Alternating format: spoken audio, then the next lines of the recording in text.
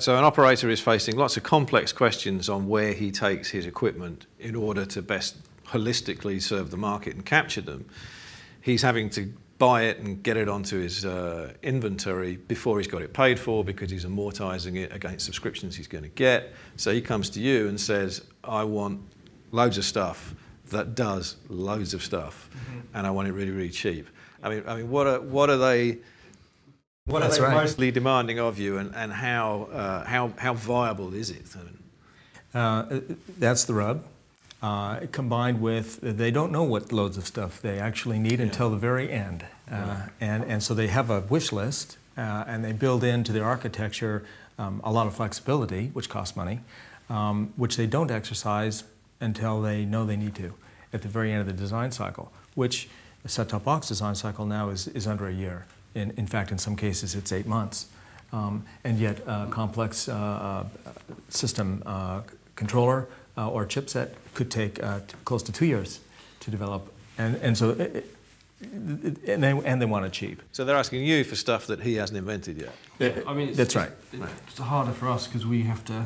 I mean, the set-top box guys, you say, sort of looking 12 months out. We have to guess 2 years out almost what's going to be needed in the set-top box to enable them to make that.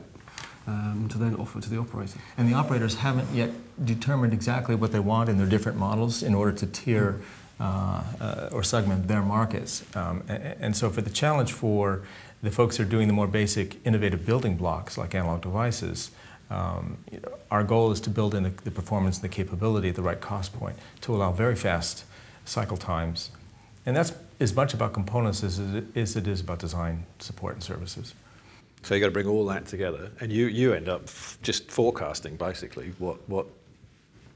Basically, but I mean, it's key for us in the operator market is our relationship with the operator. I don't want to offend any of our set-top box customers, but we have to talk to the operator to know what they're thinking 2-3 years out, whereas the set-top box guys are a little bit behind that curve. And that's the problem, because if the set-top box allow that to continue, then their product becomes commoditized. It's just a modem. It's just a delivery system, and they've got to, I think, play a more active role in. Well, there's an awful lot of software involved in this, of course, and I wouldn't say that 12 months is a very compressed schedule for a kind of software development for these kind of major launches. I think there's and I agree to that point. There's a school of thought that from a hardware perspective, if you make with the CPU. Processor speeds relatively high today, almost a PC type. The focus should be more on the software architecture. Can that sustain and support services for the future?